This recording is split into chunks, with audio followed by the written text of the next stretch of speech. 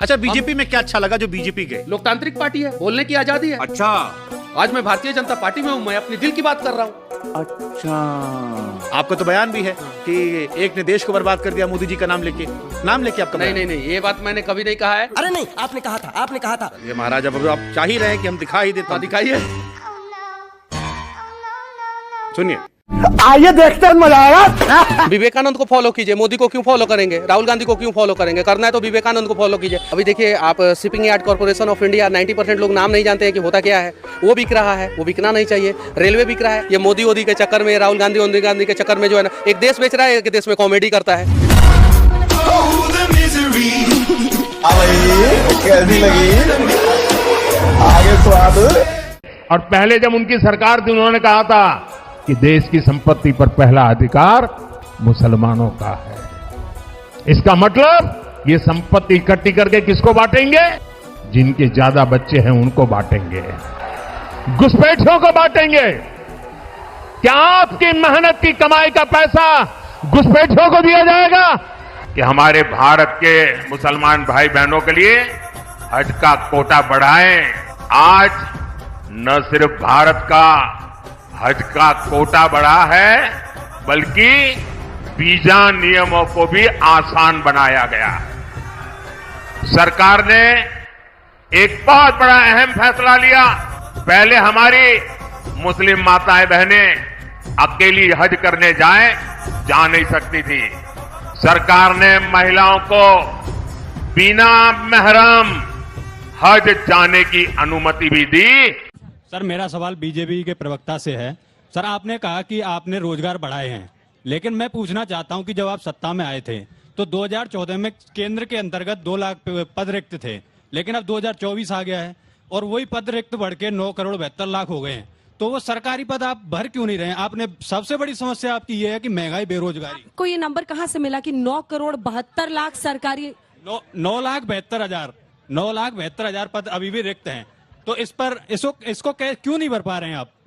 ऐसा बिल्कुल नहीं है कि हम भर नहीं पा रहे हैं। जितने पद रिक्त हैं उनके हिसाब से उनकी नियुक्तियां हो रही हैं। एग्जाम होते हैं, उनकी नियुक्तियां लगातार होती है, चाहे यूपीएससी का एग्जाम हो, चाहे अलग अलग जीओ का एग्जाम हो।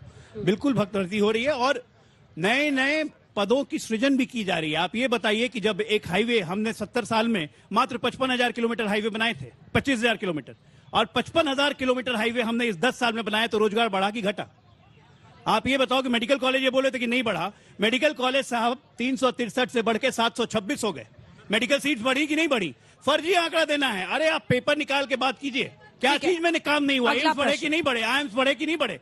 तो इस सबसे रोजगार आता है कि नहीं आता है? कि हवा बन जाता है? आपके कहने का मतलब ये जो बच्चे रोजगार के बारे में बातचीत कर रहे हैं, रोजगार के बारे में मैं सही जानकारी दे रहा हूँ। मतलब ये है आशुतोष जी, प्लीज मुझे एड्रेस कीजिए। जानकारी दे रहा हूँ। आशुतोष जी, मुझे एड्रेस कीजिए प्लीज, आपस में मत लड़िए। तो ये थोड़ा ना यहाँ पे लड़ाई करने आए हैं। मेरा सवाल अजय सर से है। अजय सर, पहली बार मैं ऐसा देख रहा हूँ कि विपक्ष की घोषणा पत्र की ज्यादा चर्चा हो रही है, लेकिन बीजेपी वालों की घोषणा पत्र में क्या लिखा हुआ है, अगले 5 साल में क्या होगा, उसका कुछ नहीं पता है।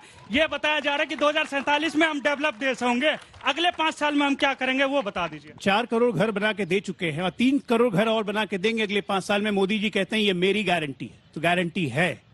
अगर हम मेरा नाम अनुराधा कश्यप है। मेरा सवाल बीजेपी पार्टी के प्रवक्ता से है कि आप एक तरफ तो आप हिंदुत्व की बात करते हैं, वहीं दूसरी तरफ आप बीफ कंपनी से चंदा क्यों लेते हैं?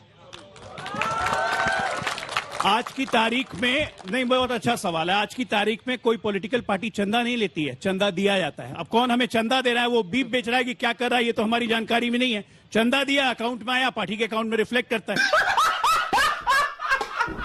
विषय जो कि बहुत महत्वपूर्ण है। एक सेकंड, एक रिपोर्ट आई जिसमें कहा गया कि हिंदुओं की आबादी कम हुई है और मुसलमानों की आबादी जो है वो बढ़ी है।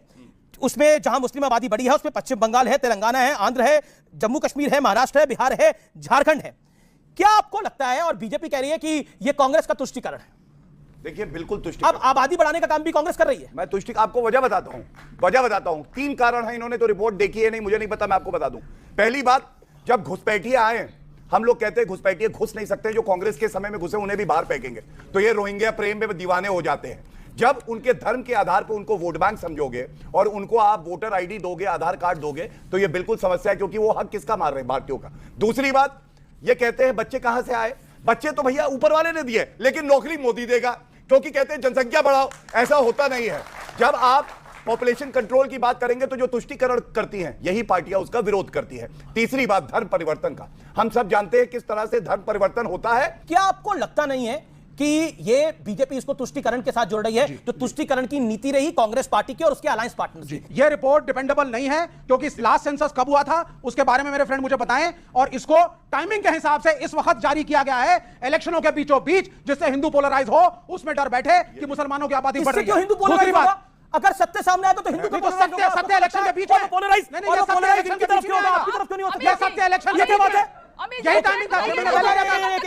कंचना जी भी कुछ करिए, एक सेकंड जवाब दीजिए। डॉक्टर भाटी भी आप डेट बताइए कब से कब तक का रिपोर्ट है? ये एसीपी यही तो रिपोर्ट है। जी जी जी, ओके पक्का रहा हूं। अभी रिपोर्ट किसी ने नहीं पढ़ी है, लेकिन डिस्क्रेडिट कर दिया, रिपोर्ट ही बेकार है। ये रिपोर्ट क्या बोले मैं समझा नहीं। इतनी खुशी मुझे आज तक। ज्यादा खुश होने की जरूरत नहीं है।